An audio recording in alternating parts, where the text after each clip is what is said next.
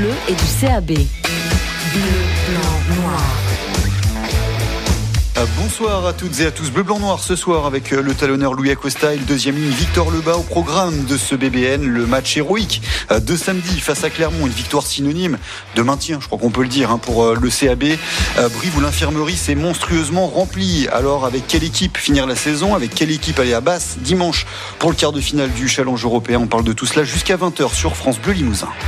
France Bleu Limousin, radio officielle du CAB. Bonsoir à toutes et à tous. Bonsoir Louis Acosta et Victor Laval. Bonsoir. Merci Louis Acosta et Victor Lebas. Voilà, fallait que ça commence par une erreur. Merci d'avoir accepté notre invitation. On retrouve aussi autour de la table Christophe Tastet, France Bleu Limousin. Bonsoir Christophe. Et Mickaël Nicolas de la Montagne, partenaire de l'émission. Bonsoir Mickaël. Bonsoir messieurs. Avant de revenir sur cette belle soirée de samedi au stade Amédée Domenech, c'est à vous de jouer Christophe Tastet. Alors on n'arrête pas de parler depuis hier soir et depuis la semaine d'avant d'une vague bleue. Vous n'avez pas vu vraiment la même chose. Une vague bleue, où ça une vague bleue? Tout le monde ne parle que de ça depuis ce matin. Une vague bleue à Brive, mais c'est une vague noire et blanc qui a déferlé sur le stadium. C'est un tsunami que les jaunards sont venus se prendre en pleine face. Et ça n'a échappé à personne, même le journal La Montagne, habituellement en couleur, paraît entièrement en noir et blanc aujourd'hui. C'est vous dire l'hommage qui est rendu au CAB. À l'issue de la victoire, dans les vestiaires, l'entraîneur Nicolas Godignon aurait même déclaré ceci: je remercie l'ensemble de l'équipe qui a su me faire confiance. Le maintien étant assuré, je mesure l'ampleur de la tâche et la responsabilité qui m'incombe devant les défis qui nous attendent. Ce soir, ce sont nos valeurs qui ont triomphé. C'est la victoire d'un CAB fidèle à son idéal et efficace dans ses actions. Je vais œuvrer au mieux des intérêts de tous les supporters du CAB. Je ne les décevrai pas, je tiendrai mes engagements. Je serai l'entraîneur de tous les brivistes, soucieux de laisser s'exprimer toutes les différences. Bon, il n'a pas tout à fait dit ça, mais il aurait pu. Il aurait aussi pu s'alarmer du faible taux de participation à un moment donné, parce qu'en jouant à 12 contre 15, ce n'est pas simple. Mais comme je sens bien que Louis Acosta et Victor Lebas politiquent, je me retourne vers eux, qui sont l'avenir du CAB. Match un peu fou en deux temps. Déjà une première mi-temps d'un très très haut niveau d'intensité et de réussite pour le CAB. Peut-être son meilleur premier acte ou sa meilleure mi-temps de la saison, avec deux essais qu'on peut dire en contre, parce que à chaque fois il y a des petites erreurs, notamment un ballon volé en touche sur le premier essai.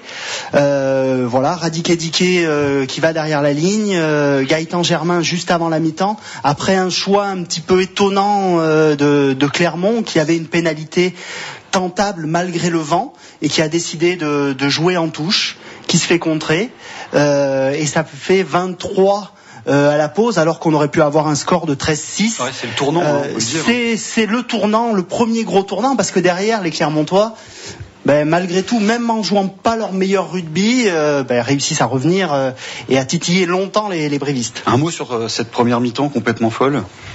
Disons que la première mi-temps, on a mis toute l'agressivité nécessaire pour essayer de faire ce qu'on a fait en fait, et ça nous a bien réussi. Et après la deuxième mi-temps, c'est un peu différent parce qu'on était à 12 sur le terrain. Avec même Kevin, quand il est rentré, il s'est blessé, donc on était plus qu'à 11 sur le terrain. Donc pour défendre contre 15, c'est très dur à défendre. Après, on a vu qu'on était quand même bien soudés pour essayer de résister au maximum. Une période de grosse infériorité numérique pendant laquelle le CAB prend qu'un seul essai. Ouais, c'est vrai qu'on s'est beaucoup accroché. 11 contre 15 et prendre qu'un seul essai. Je crois qu'à ce moment-là, on prend qu'un seul essai d'ailleurs. Et donc c'est vrai qu'au niveau défensif, ça doit être, on doit courir partout. Enfin voilà, c'est quand même un bel effort de notre côté d'avoir fait ça. Avec un match épique, je crois qu'on peut le dire, avec donc deux très beaux essais, surtout le deuxième est somptueux, Mickaël Nicolas, si on peut le décrire un petit peu. Oui, mais au départ. Donc il y a cette touche qui est contrée par Julien Ledevedec. Petrus Soman réussit à récupérer le ballon un petit peu dans la confusion, se sort et part un peu comme l'a écrit mon collègue Charles Vigier, un peu comme un skieur, il slalom, il réussit à battre 2-3 adversaires, il redonne à ce moment-là à Alfi. Ouais. Oui, forcément, comment l'oublier. Et Alfi qui fait, Alfi Mafi qui fait un petit peu la même chose que contre Grenoble, un numéro de soliste fantastique. Alors on sent qu'il a accumulé de la frustration, ou en tout cas que lui, pour le coup, il est frais, puisque là, c'est un coup de tonnerre quand il démarre. Le jeu rebondit et derrière, le CAB déroule jusqu'à Gaëtan Germain qui lui parvient à faire le dernier petit crochet pour. Il stoppe sa course pour éviter le dernier plaqueur. Il ralentit lucide jusqu'au bout, quoi. C'est ça, et alors c'est un petit peu aussi la belle histoire. Vendredi matin, dans nos colonnes, Gaëtan Germain nous disait oui, je suis meilleur réalisateur du championnat. Pour moi, le pied, ça fonctionne très bien, mais je veux être plus dur et je veux apporter encore davantage en attaque. Alors là, sur le coup, c'est pas sur le duel direct, enfin sur l'impact physique qu'il réussit à l'avoir, mais en tout cas sur la stratégie, sur la manière qu'il a eu de s'intercaler et de suivre l'action jusqu'au bout, il a été parfait. Et ça montre aussi la progression de cette équipe en attaque, puisque les brivistes l'ont redit à la fin. On nous dit toujours qu'il y a le courage, et c'est vrai qu'on l'a bien vu s'exprimer, notamment au moment de la deuxième mi-temps, avec la règle de carence en mêlée, avec des Clermontois. On l'entendait après le match, certains brivistes en off qui nous disaient, certains membres de l'encadrement, on leur a fait mal aux Clermontois, mais eux ils nous ont détruits. Et c'est vrai que sur la deuxième mi-temps, ça tapait très très fort. Et on va parler de la deuxième mi-temps un petit peu plus tard pour rester un petit peu sur ce deuxième essai, l'un des plus beaux essais de la saison en top 14, je crois qu'on peut le dire. Pour moi, c'est un très bel essai, mais déjà ça part des avants et ça finit avec les trois quarts, mais je pense que tous les joueurs ont joué leur bon rôle. Le Devedec qui arrive bien à contrer le ballon, Petrus qui arrive bien à se dégager, tel un skieur comme dit notre Charles Vigier. Voilà. Charles, pardon, excuse-moi.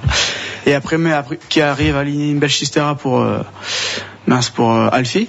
Et après, Alfi, même dans ses courses, avec sa belle passe à une main qu'il a pu réussir. Cette capacité capacité à venir, même pour Andrew Maley, qui a pu récupérer le ballon, refaire jouer et pas essayer de. Il y a le petit rebond qui va bien aussi, donc il y a une part de aussi réussite. Après, tout le monde, Thomas qui prend la balle, qui passe après à Gaëtan. Tout ça, ça fait un beau essai. Comment vous l'avez vécu, vous ? C'est vrai que cet essai, ça montre un peu les ambitions de l'équipe sur le match, parce que par exemple, quand le Devedec, quand Julien a récupéré le ballon, Petrus aurait pu temporiser dans les 22, on aurait pu dégager notre camp, mais il a décidé de relancer. Alfi l'a bien suivi. Voilà. Après, il y a un beau relais d'Andrew Mailei, et puis avec Gaëtan qui vient s'intégrer dans la ligne derrière pour finir dans l'embut. Alors, faut rappeler le contexte. C'est vrai qu'à ce moment-là, on est juste avant la mi-temps, que Clermont a l'occasion de prendre les 3 points sur pénalité et revenir vraiment au contact. Il préfère prendre la pénale touche, et sur cette touche, le CAB qui gratte le ballon et qui marque un essai de 80 mètres. Est-ce que les Clermontois, alors eux, leur discours c'était de dire nous on était là pour préparer le match de Coupe d'Europe et donc pour jouer. En même temps, on entendait les discours qui étaient de dire mais on était là pour gagner le match. Ça paraît un peu contradictoire tout ça. Est-ce qu'ils ont été un petit peu présomptueux sur ce coup-là, les Clermontois, ou est-ce qu'ils ont voulu respecter leur logique et ce qui avait été certainement demandé par les coachs ? Et pour moi, j'étais dans les tribunes, donc de loin. C'est difficile à dire. Ouais, c'est difficile à dire, mais bon, pour moi, des fois, j'aurais pris les points. Mais surtout vu le score, quoi. Oui, surtout vu le score, mais ils ont préféré prendre les touches ou essayer de jouer. C'est leur choix de jeu. Mais après qu'ils disent qu'ils étaient là pour gagner, etc. Après, je pense que si même en allant en touche, c'est qu'ils étaient confiants. Peut-être qu'ils ont été un peu présomptueux en faisant ça, mais bon, ça nous a. Ça nous a un peu aidé. Ouais, voilà, ça nous a un peu aidé dans le sens où on allait marquer un essai derrière et on a créé le break à la pause. Donc break vraiment très intéressant à la mi-temps. Oui, Mickaël Nicolas. Oui.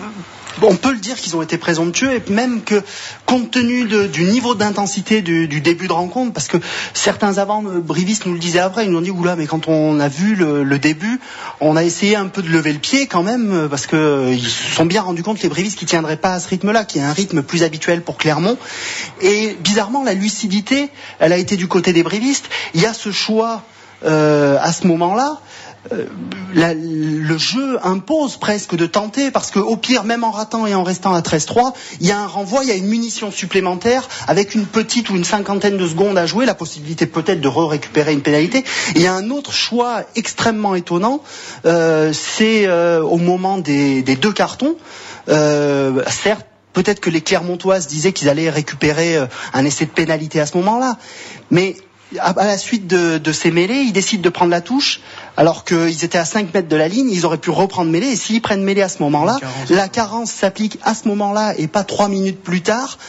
et ils avaient une introduction pour eux, alors que quand la règle de double carence s'est appliquée, c'est Jean-Baptiste Péjoine qui avait l'introduction. Enfin, il y a des choix bizarres à une semaine, et même il y a eu des atermoiements un petit peu étonnants de la part du banc clermontois à une semaine d'un quart de finale, qui ont profité à Brive, mais aussi parce que les brivistes, et on voyait même Didier Casadei sûr de son fait dans ce qu'il faisait, dans ce qu'il préparait pour tenir cette période-là. Bon allez, vu comment tout le monde ça a profité au CAB, mais on va interro surprise. Alors la carence, la double carence, etc., etc. Qu'est-ce que ça veut dire? Dites-nous tout, parce que là visiblement il y en a beaucoup qui étaient paumés, Louis Acosta. Non, mais la carence, c'est par exemple, il y a des premières lignes qui sont sorties. Et par exemple, après, pendant le jeu, soit il y a des cartons ou des blessés, et on peut pas remplacer un pilier à son poste en remplacement. Donc du coup, on doit ressortir un joueur en plus.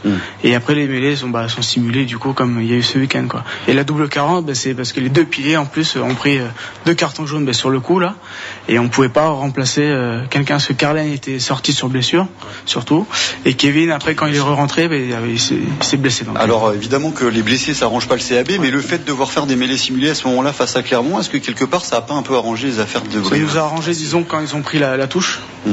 Et après on est revenu sur une mêlée dans nos 5 ou 10 mètres pour nous, mêlée simulée, donc là on est sûr de bien se redégager de notre camp, quoi. Et alors là il y a eu ce passage complètement fou en seconde période où le CAB a joué en infériorité numérique, mais pas à 14 contre 15, même pas à 13 contre 15, mais à 12 et même à un moment donné à 11 contre 15. C'est de la folie furieuse et ça a tenu, quoi. C'est là où on voit toute la solidarité de ce groupe. Oui, tout à fait. Là c'est en défense vraiment une grosse solidarité avec notamment on était à 12 et Kevin qui s'est blessé sur l'action, donc qui s'est blessé à la cuisse, donc là il a fallu redoubler d'efforts pour pouvoir défendre au maximum notre ligne, et on a pris qu'un seul essai à ce moment-là. Comment vous avez vécu ça des tribunes, vous?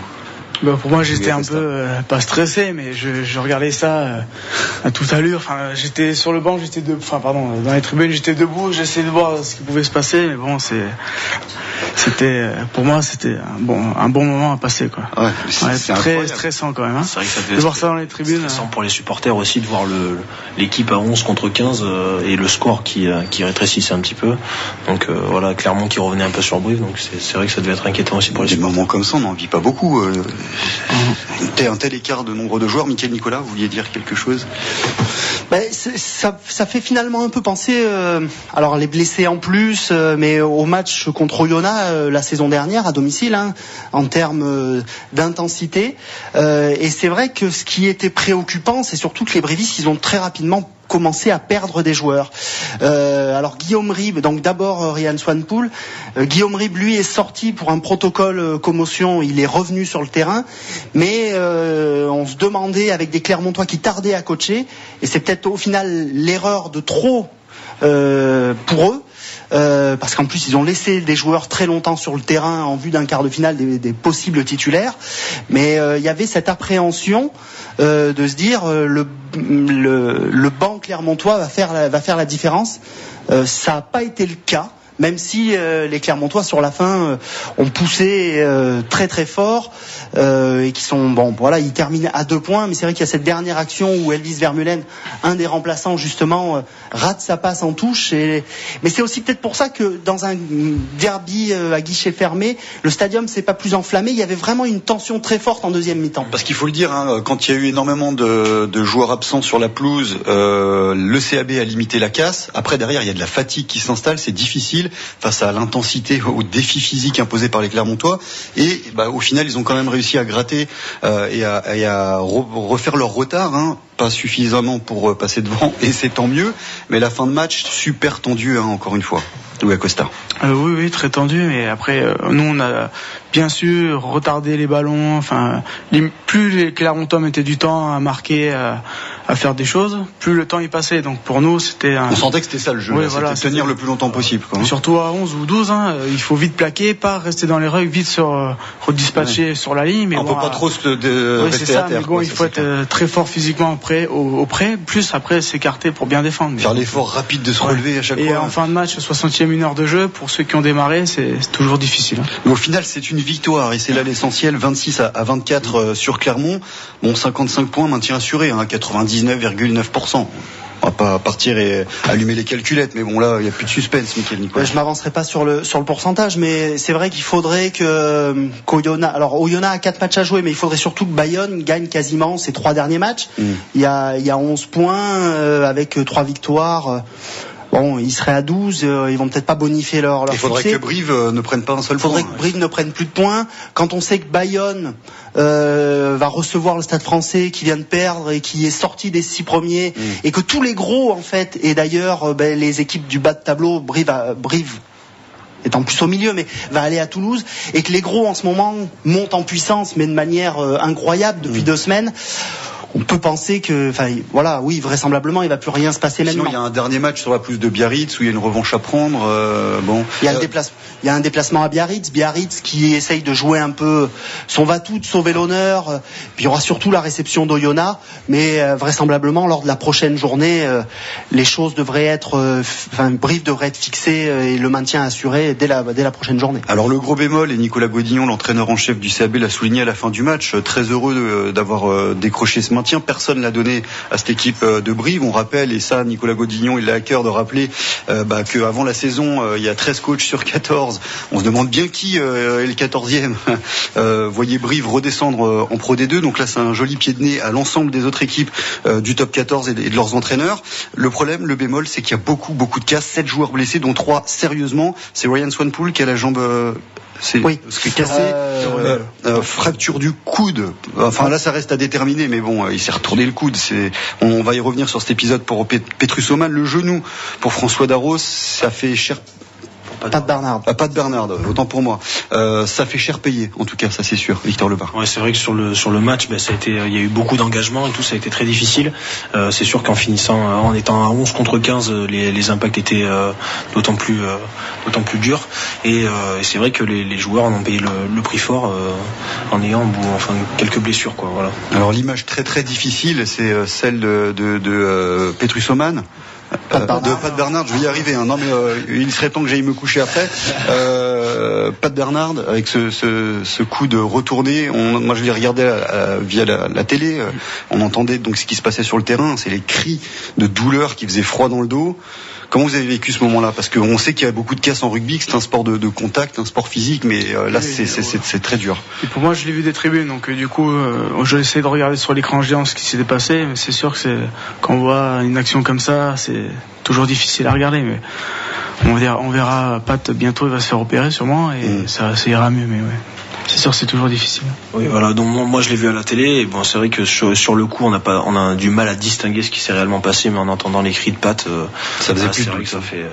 Ça fait plus de doute après, et on a du mal à distinguer quel joueur est pris dans le coup. Et donc voilà, c'est vrai que c'est des images qui sont choquantes quand même. Mais bon, après, il y a l'intelligence aussi de la télé de pas trop montrer de pas trop montrer le ralenti et de remontrer les images comme ça. Et il y en a un qui voulait surtout pas voir le ralenti, c'est l'arbitre du match, Mickaël Nicolas. Parce que lui s'est fait broyer la saison dernière, il sait ce que c'est. Oui, il l'a dit aussitôt, on l'a entendu, qui expliquait je veux pas voir ça. Bon, compte tenu de ce qu'il a vécu, lui, puisque c'était à une jambe, ou genou. Donc bon, on peut le comprendre, mais je pense que les joueurs aussi sur le coup, notamment Petrus Oman, puisqu'on en parlait, lui nous le disait après. C'est vrai que le Sud-Africain, il a vu deux de ses potes, les Sud-Africains du CAB, ils sont proches. Ryan Swanepoel sortir avec une fracture, Pat Bernard là à ce moment-là, bizarrement, ou en tout cas heureusement, ça les a soudés un peu plus encore, parce qu'à ce moment-là, les brivistes ils disent s'il y en a qui laissent la couenne, nous il faut qu'on assure jusqu'au bout pour qu'ils l'aient pas fait pour rien. Et avec tout ce qui s'est passé, les blessés, et on sait qu'il y a eu aussi beaucoup de soucis avec des joueurs, d'anciens joueurs du club, je pense que mentalement l'effectif du CAB est complètement blindé en cette fin de saison. On va continuer à parler de cette rencontre et puis aussi de savoir quelle équipe aligner. Il y a eu beaucoup d'avants de toucher, beaucoup de premières lignes. Comment finir cette saison à ce niveau-là? On en parle, mais d'abord de la musique. Alors qu'est-ce qu'avait choisi Daft Punk? Rappelez-moi. C'est moi. Ok, donc c'est Victor. Suivez la rencontre Chalon-sur Radio officielle du CAB. Ouais, le basket, c'est demain soir. Pour l'instant, on parle rugby sur France Bleu Limousin avec Louis Acosta et Victor Lebas, les joueurs du CAB, la jeune garde, avec à venir dimanche un match de Coupe d'Europe, quart de finale du Challenge européen sur la pelouse de Basse. Mais d'abord, on va finir avec tous ces blessés, beaucoup d'avant, beaucoup de première ligne. Comment faire pour le match de dimanche, justement, Mickaël Nicolas? Il y en a qui vont revenir, certainement. Oui, on peut penser, sans trop s'avancer, que pour le match de dimanche, la formule retenue jusqu'à présent sur la phase préliminaire va être retenue, c'est-à-dire que les jeunes vont rentrer en action. Victor Lebas, Louis Acosta, notamment, Damien Lavergne aussi. Donc ça va pas avoir en principe trop d'impact sur le quart de finale de Challenge. Ça va en avoir davantage, bien évidemment, sur la fin du championnat. Alors, ce qui était presque à souhaiter d'ailleurs pour le CAB, c'est dommage que ça se passe avec des blessures, mais en ayant le maintien acquis, on peut penser que le staff aurait, quoi qu'il arrive, fait tourner un petit peu plus pour donner de l'expérience et permettre à des jeunes de gagner un petit peu en expérience sur des matchs à moindre enjeu, étant donné que la qualification maintenant, sauf énorme retournement de situation, est inatteignable. Mais c'est pas forcément souhaitable, ça, il serait allé un peu trop vite en besogne. Voilà, ce qui est dommage, c'est de voir que le CAB n'a quasiment pas eu de blessure importante de la saison et que là il en a eu d'un coup 4 ou 5 et notamment 2 plus importantes que les autres. Après ça tombe bien quand même puisque c'est après un match qui scelle le maintien. Je pense que Mickaël Nicolas a bien résumé la situation. Par rapport au match de dimanche, ça va être tourné de toute façon, mais pour la fin de saison, il y a moyen de gratter du temps de jeu pour vous. Oui, peut-être avoir un peu plus de temps de jeu. Et c'est vrai que on avait plus de blessés. On avait juste Chiwe Wanivi qui est en convalescence d'ailleurs, qui va bientôt revenir sur les terrains. Et là, c'est tombé un peu comme un coup de massue avec beaucoup de blessés en première ligne. Donc j'espère que les jeunes on va pouvoir saisir cette chance. Même si c'est un malheur quand même pour le groupe d'avoir autant de blessés et avoir un peu plus de temps de jeu en top 14 et notamment à Ameline dimanche à Basse. Louis Acosta. Oui, mais après on va dire qu'on va d'abord jouer Baff et après on verra au fur et à mesure des semaines qui se passent pour on va dire grappiller du temps de jeu. Mais déjà si les entraîneurs ils restent sur la même que les mêmes joueurs que les phases préliminaires, ça sera on va dire qu'il y aura beaucoup de jeunes pour ce week-end, pour dimanche. Et après, on verra les semaines d'après pour le top 14, quoi. Si on arrive à jouer ou pas. Ça va dépendre, quoi. Une dernière question par rapport au match face à Clermont. Quand on voit l'intensité que peut mettre, donc comme vendredi, une équipe comme Clermont, en tant que jeune joueur, c'est quoi le sentiment ? Il y a un max d'intensité, quoi, face à ce genre d'équipe. Ouais, je pense, parce que une équipe comme ça, déjà on veut essayer de courir partout, donc c'est ça qui est un peu difficile. Mais bon, après, c'est toujours très difficile de jouer des grosses équipes comme ça. Déjà le stade, moi j'ai joué un peu 10 minutes au Stade Français qu'on avait gagné il y a 2 mois là. Ça courait déjà pas mal partout, donc là je pense que clairement ça devait être ça devait aller à 10 000 de plus. Oui, c'est vrai, moi aussi j'avais eu la chance de jouer le derby à l'aller, je suis rentré 8 minutes à Marcel Michelin, et c'est vrai qu'au niveau de l'intensité des courses et des impacts, c'est vrai que même en 8 minutes j'avais déjà ressenti, même si c'était un peu moins intensif que la première période de ce week-end. On peut dire que Clermont c'est l'équipe la plus physique, même plus que Toulon. Alors plus que Toulon, ayant joué un peu plus à Toulon, moi j'ai trouvé que Clermont était un peu plus rude, c'est plus solide devant, mais Toulon reste aussi très costaud. Bon, j'ai une question de Daniel d'Argentat, donc un supporter du CAB et fidèle auditeur de France Bleu Limousin et de Bleu Blanc Noir. Que pensez-vous de l'arbitrage de monsieur Rénal, arbitre professionnel ? Toujours délicat de répondre à ce genre de questions. Non, mais je pense que les arbitres ils arbitrent correctement, je pense. Après, ils sont assistés par d'autres arbitres, donc arbitres de touche, arbitres vidéo, donc les fautes qui sifflent pas, c'est qui, comment dire, il n'y a pas de faute, quoi. Non. Après, c'est vrai que c'est toujours difficile d'arbitrer des matchs en jeu comme ça, ou des derbies avec beaucoup de pression. Après, c'est humain, ils peuvent tous faire des erreurs, voilà. Après, je pense pas qu'il ait fait énormément d'erreurs. Voilà, il a fait des choix ce week-end.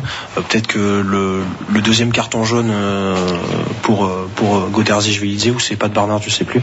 Mais c'est peut-être pas très logique. Il savait peut-être dans un coin de sa tête que la carence allait s'appliquer après ce deuxième carton. Mais bon, voilà, c'est comme ça. Il a fait les choix et voilà, faut les respecter. Allez, on parle maintenant un peu plus en détail de la Coupe d'Europe et du quart de finale du Challenge européen. On vous l'a dit, c'est dimanche à 15h sur la pelouse des Anglais de Basse. Un match à vivre en intégralité sur France Bleu Limousin. Vous retrouverez Marie Brocry dès 14h pour l'avant-match. Vous devez l'attendre avec impatience, cette rencontre, j'imagine. Louis Acosta. Vous devez l'attendre avec impatience, cette rencontre. Dimanche. Oui, dimanche. Oui, avec importance. En plus, là, la semaine de rugby est décalée d'un jour. Aujourd'hui, c'était off, on va dire, sauf pour ceux qui avaient peu de temps de jeu ou pas joué du week-end. Donc ça va démarrer demain en plein dedans pour préparer ce quart de finale. Ça vous évoque quoi? Gagner, quoi. Ouais, ça serait bien. Ça vous évoque quoi, vous?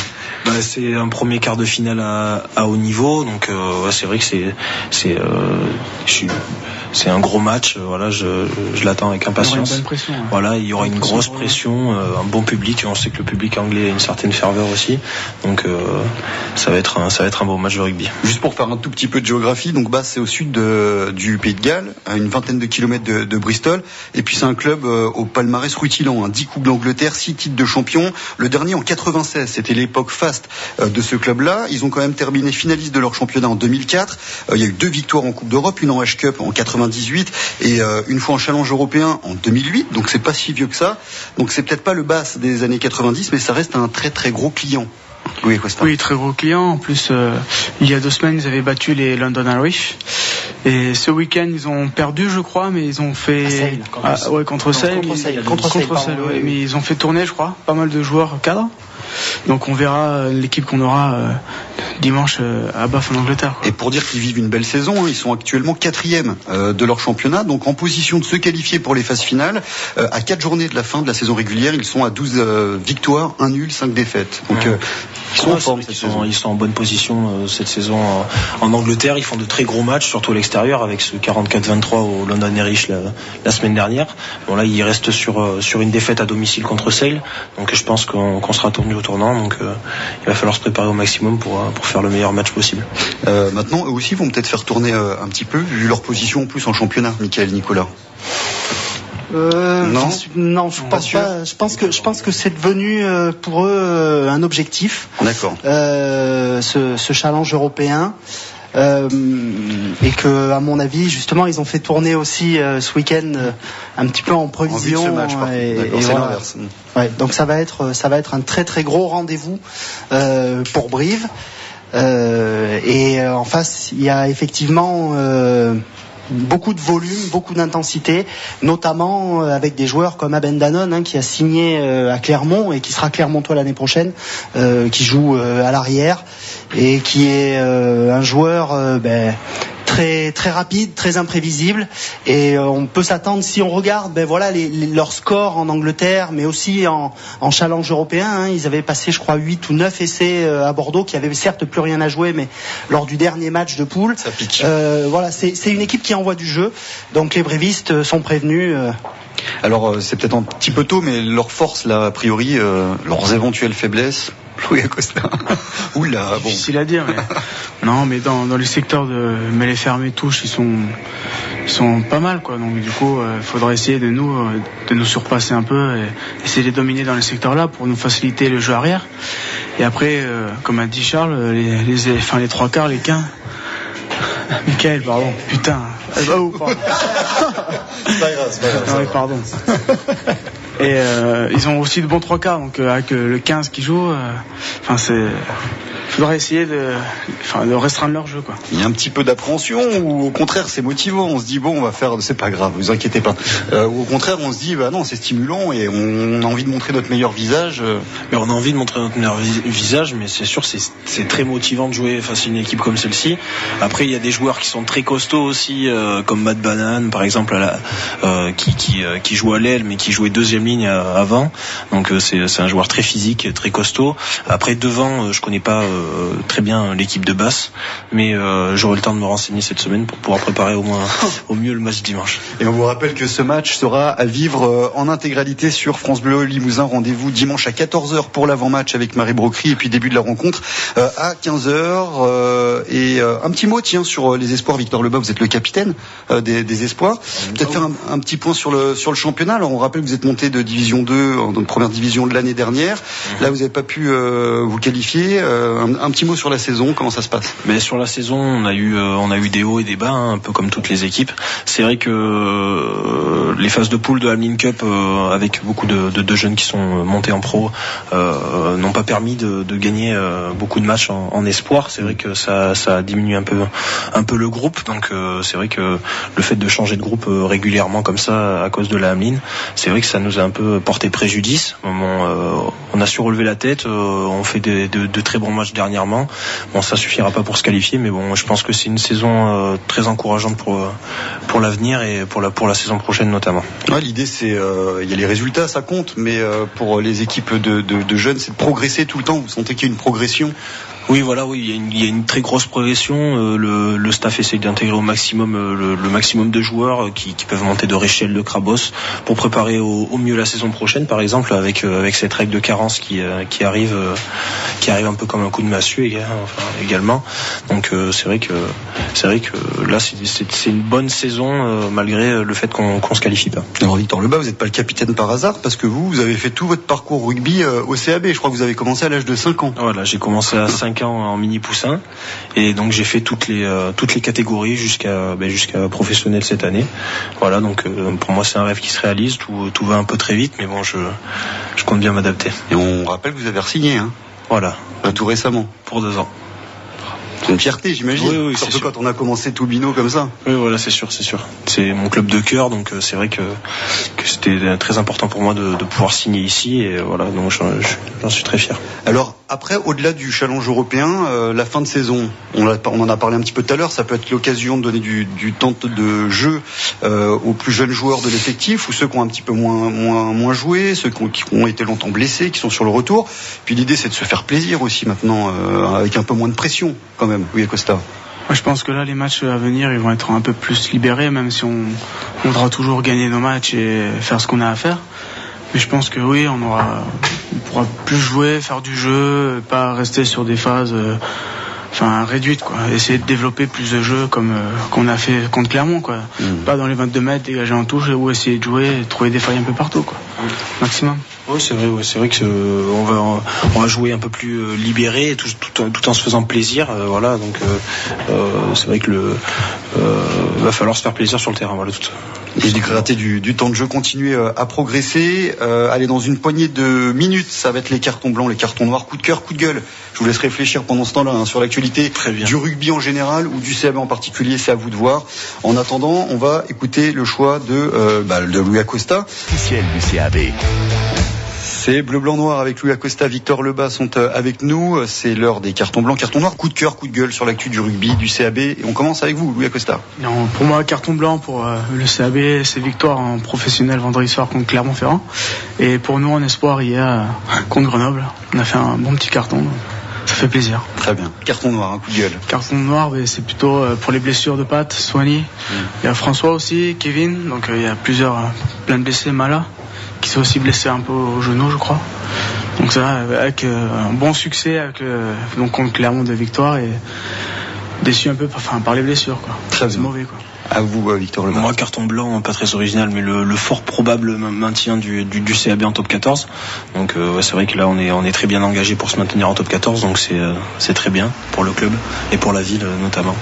Et le carton noir pour la région. Et pour le carton noir, le départ de Sébastien Bonnet, donc notre entraîneur espoir, qui s'en va à Limoges, même si je lui souhaite le meilleur. Voilà, il va beaucoup nous manquer. C'était un très très bon entraîneur, voilà. Et voilà, je voulais lui passer une dédicace. Très bien, c'est fait. Sur France Bleu Limousin. Mickaël Nicolas. Alors je vais aller très vite, 3 cartons blancs. Fred... Bon, il y en a pour un quart d'heure. Alors, le premier, donc Fred Forté qui a tweeté quand un club limousin gagne, tout le Limousin gagne. C'est sympa de la part des basketteurs de penser à leurs copains rugbyman. Un deuxième pour Alfie Mafi et pour les 2 beaux essais marqués par le CAB contre Clermont. Un petit dernier pour Laurent Ferrer qui a 33 ans, qui est revenu en espoir.